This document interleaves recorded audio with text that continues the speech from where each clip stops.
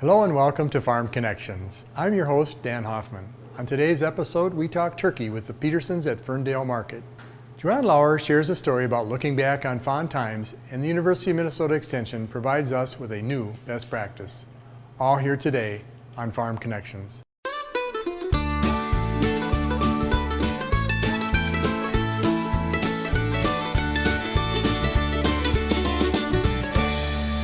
Welcome to Farm Connections with your host, Dan Hoffman.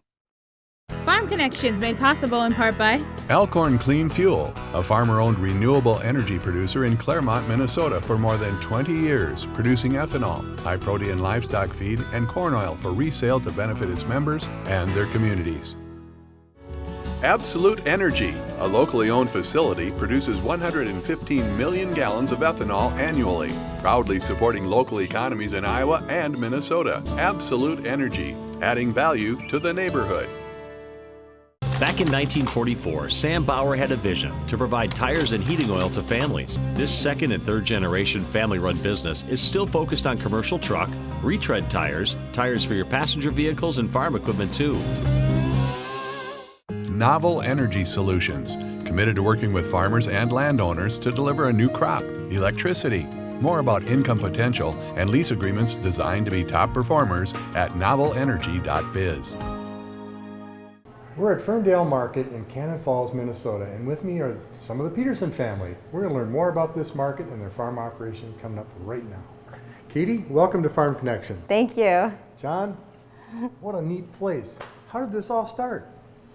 I'd be happy to give you the kind of the nutshell history. Our farm was actually started 80 years ago, 1939, by my grandfather, and his name was Dale Peterson, and he knew that he wanted to grow turkeys. He had studied poultry science, and afterwards set out to find a farm that was well suited to do what he wanted to do, and he found a farm that has served us well for 80 years.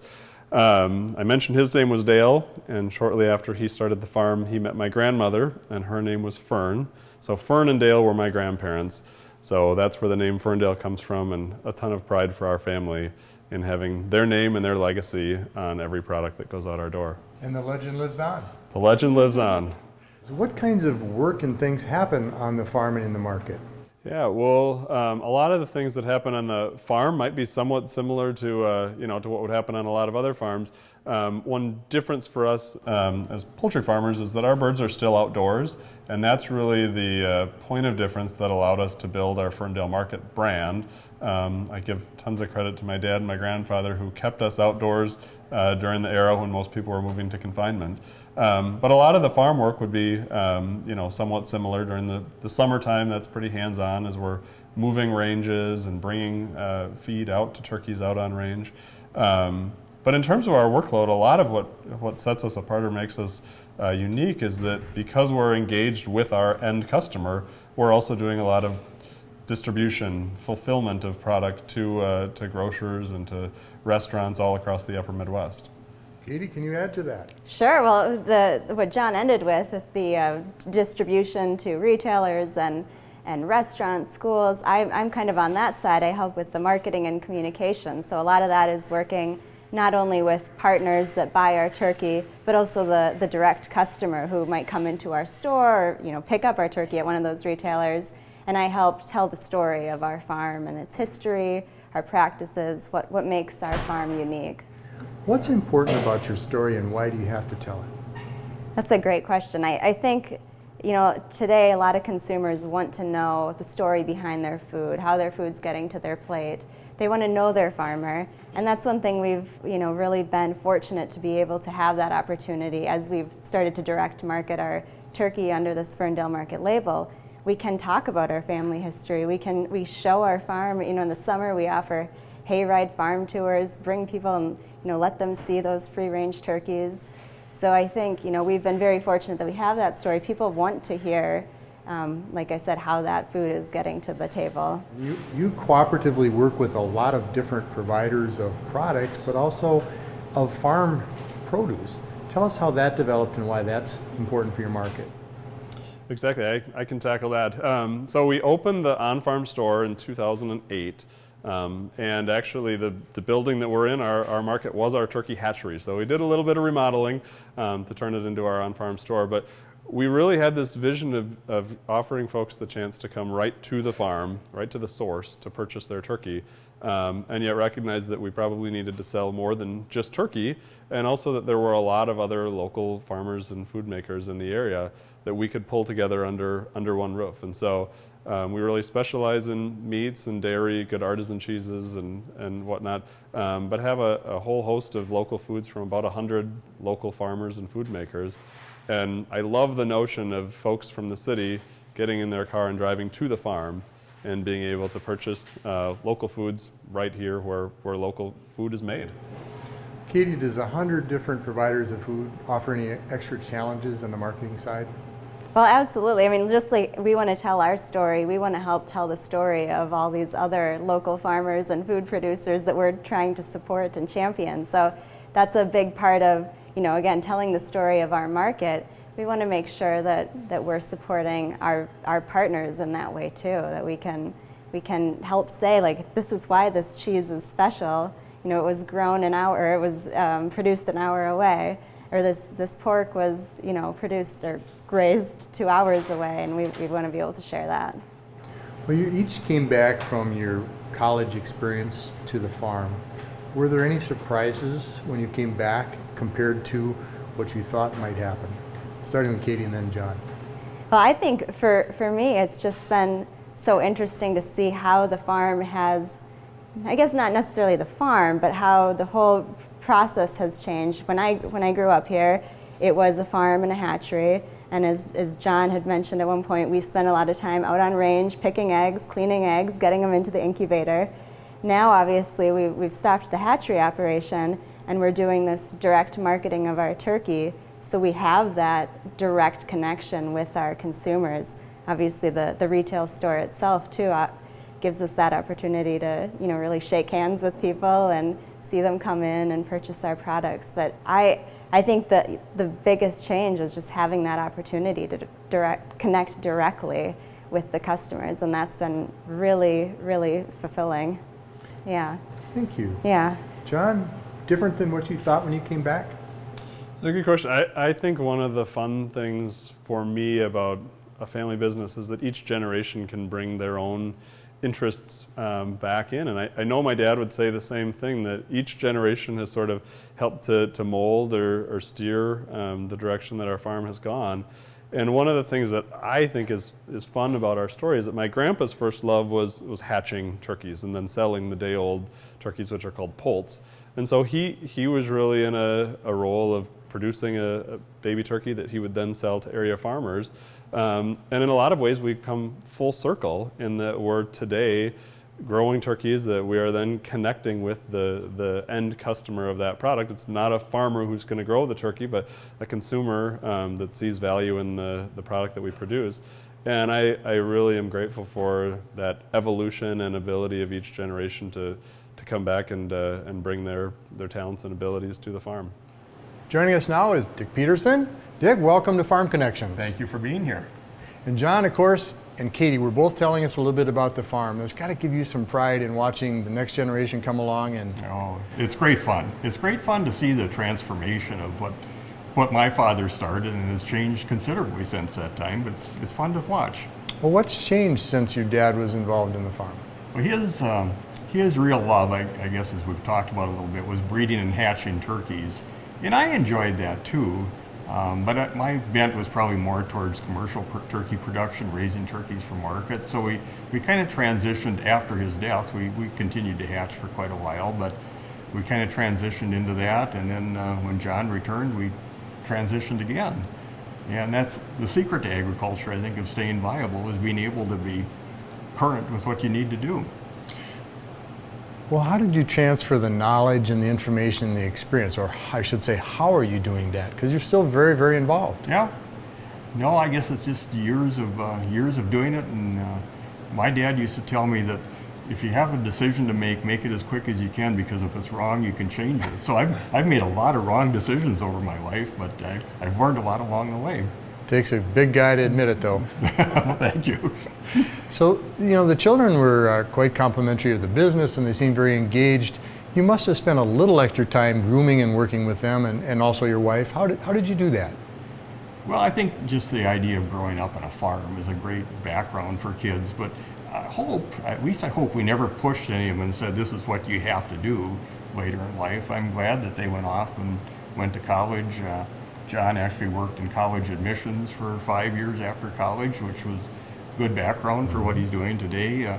Katie's had a number of experiences working for other food companies too, which kind of gives her good background for what she's doing with us too. So that's all good.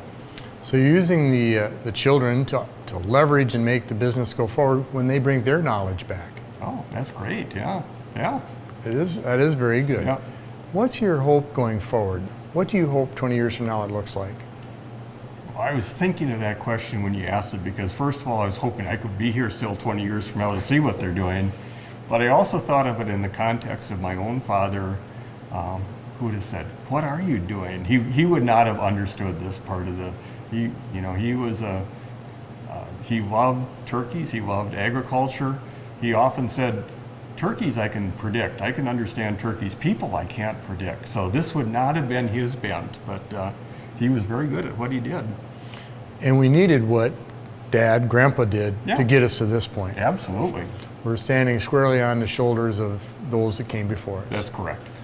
Well, you've done a very nice job of raising some great children, but also market and farm partners. But also John referenced about 100 people or different businesses that provide products here. I look at this as you're adding a lot of value to the community and the economic fabric. Any thoughts on that? Well, I think that's certainly one piece of it that we're proud of. Another piece that I'm proud of anyway is we've given some other younger farmers opportunities to produce for us according to our standards that are part of the Ferndale umbrella. And that's kind of bringing the next generation into agriculture. As we both know, most of us in agriculture are pretty gray-haired like me, and we need young people in agriculture. So it's good. Hopefully we're good for them, and they're certainly good for us too. Well, we're counting on it. Many hungry people need. For sure. Yeah. Thank you very much, Dick. Thank you again, Dan. You're welcome. Katie, thank you. Thank you. Great to have you. John, thank you. Thanks for being here, Dan. Stay tuned for more on Farm Connections. Farm Connections Best Practices brought to you by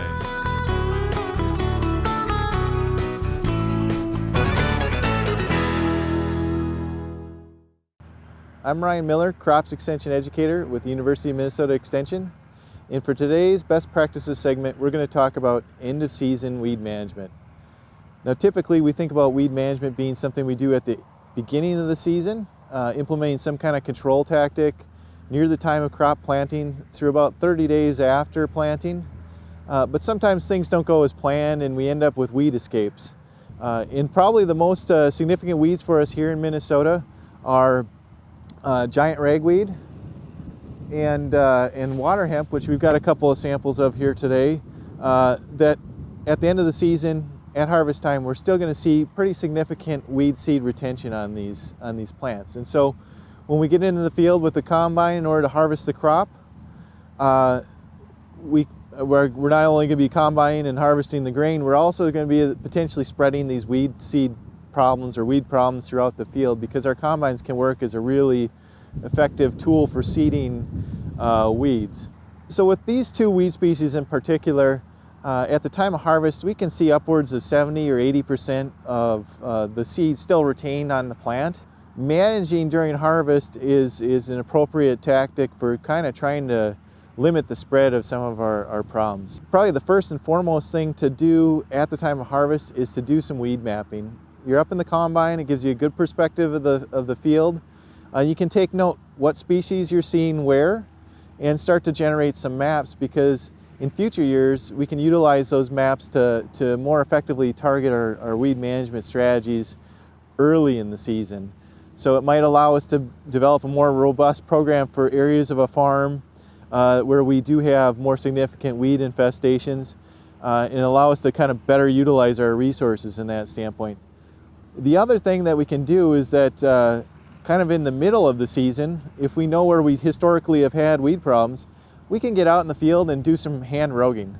And it's pretty much impossible for a one farmer operation to rogue all of your fields, every inch of them. And so if we have some maps of where our weed problems historically have been, we can get to those areas of the farm and target our scouting and our roguing of weeds mid-season to those areas where we know we have good potential for a problem.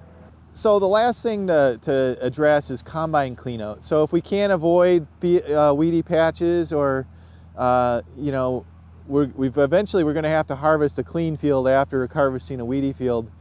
Combines can harbor up to 150 pounds of foreign material inside the combine itself, and some of that is going to be weed seed. And so it's important to consider combine cleanout after harvest is done, to kind of try to get rid of some of those weed seeds, particularly if you're on farms that have herbicide resistance issues.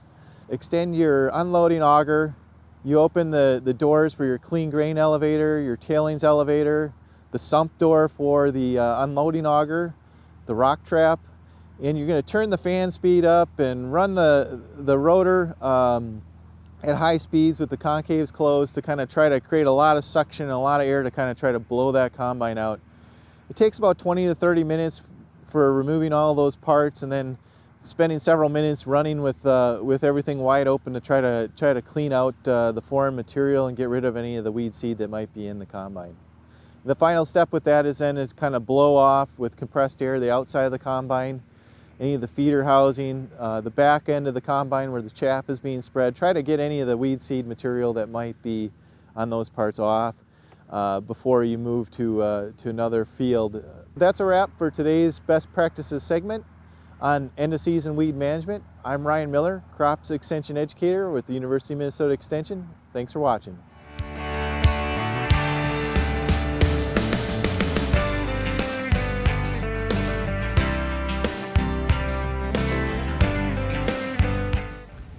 Mary Lou called.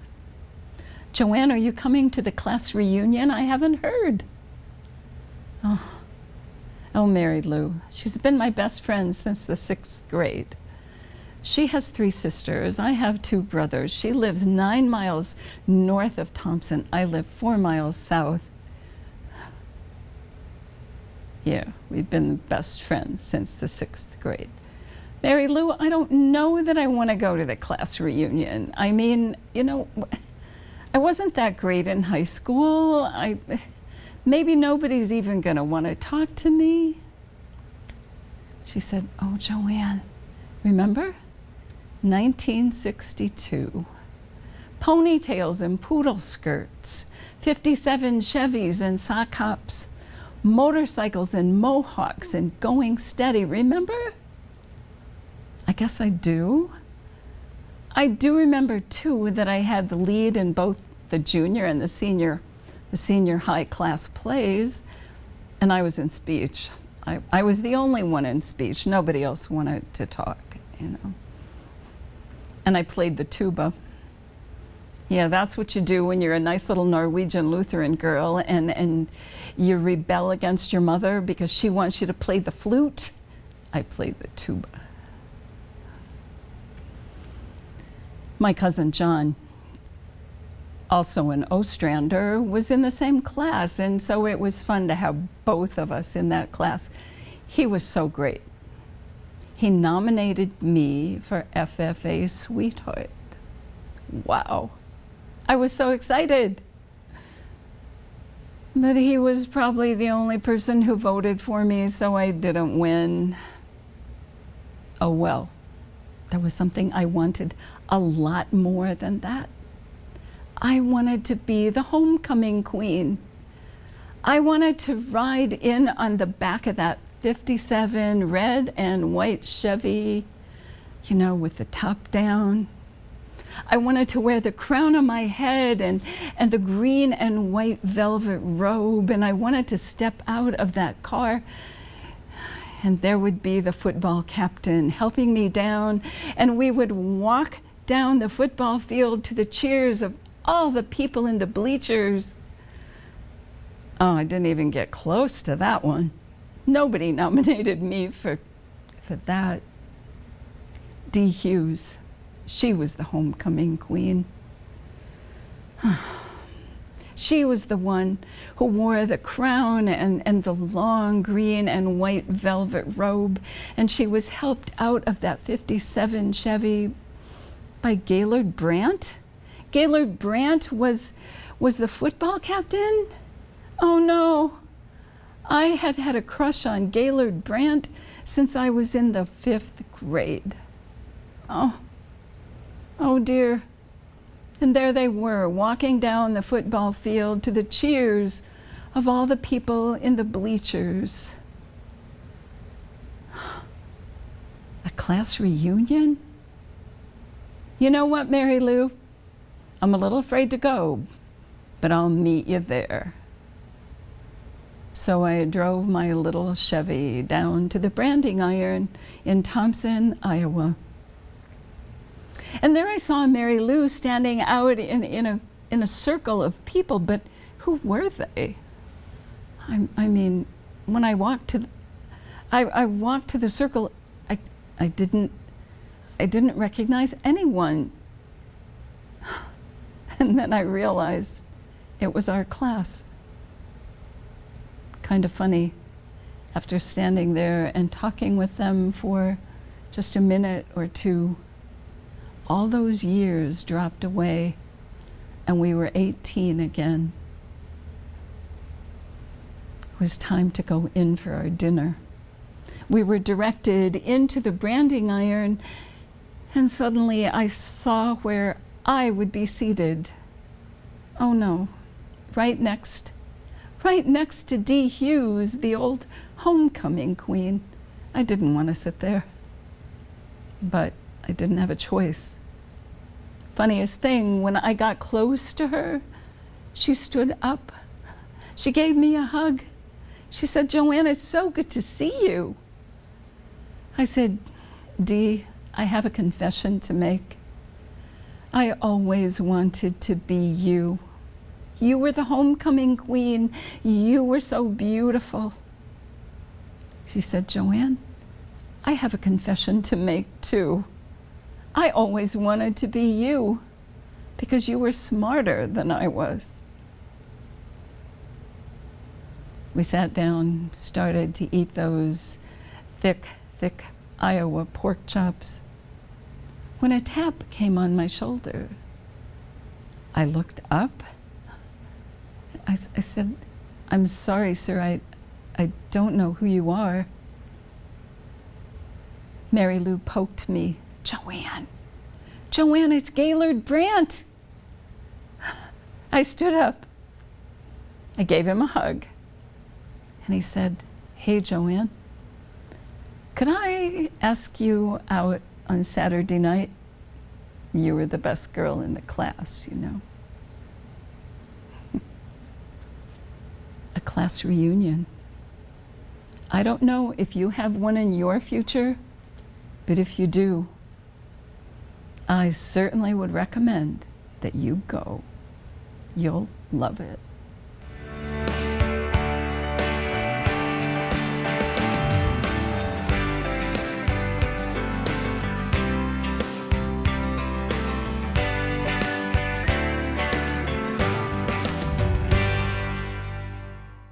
Each fall, Mike Patterson of Compere Financial Services delivers about 400 harvest lunches to clients across southern Minnesota.